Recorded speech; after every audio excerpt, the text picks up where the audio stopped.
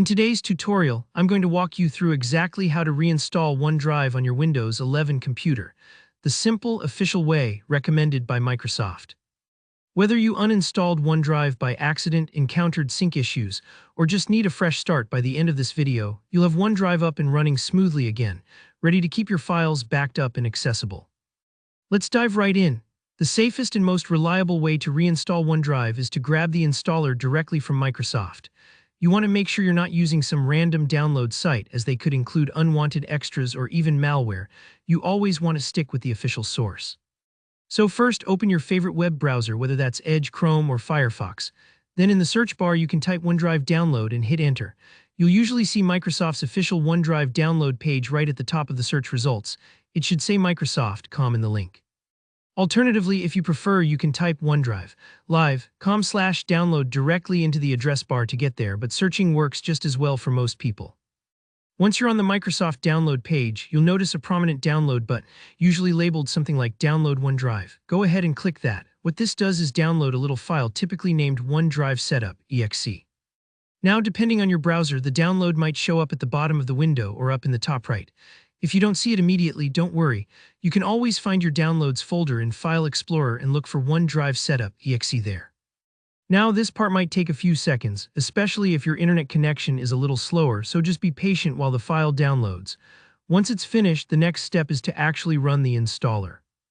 All you need to do is double-click on OneDrive Setup.exe. If you get a security prompt asking if you want to let this app make changes, click Yes. That's totally normal for apps installing on Windows. The OneDrive installer will pop up and walk you through the process. Here, just follow the on-screen prompts. Microsoft has made this pretty straightforward. If OneDrive was previously uninstalled, it'll set up a fresh new install.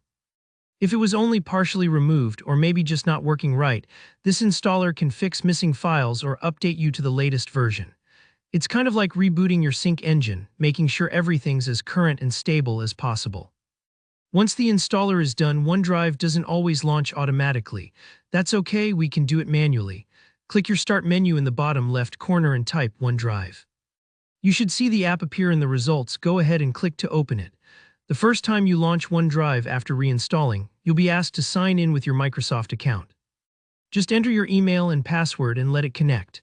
This is the step that links your PC to your files in the cloud, so make sure you're using the correct account for your personal files, schoolwork, or whatever you're looking to sync. After you sign in, OneDrive will walk you through a quick setup, letting you choose which folders from your PC you want to keep synced with the cloud. If you're not sure, you can stick with the defaults. You can always change your sync choices later. When setup is done, you'll notice a little blue or white cloud icon in your system tray near the clock. That means OneDrive is installed, running, and actively keeping your files backed up exactly as it should, and that's all there is to it. Reinstalling OneDrive really can be simple and painless if you follow these steps. If this video helped you out, don't forget to give it a thumbs up. It really supports the channel. If you have any questions about OneDrive or syncing your files, drop them in the comments below and I'll do my best to help you out. And of course, for more easy-to-follow Windows tutorials, make sure to subscribe and ring the bell so you never miss an update. Thanks so much for watching, and I'll see you in the next one.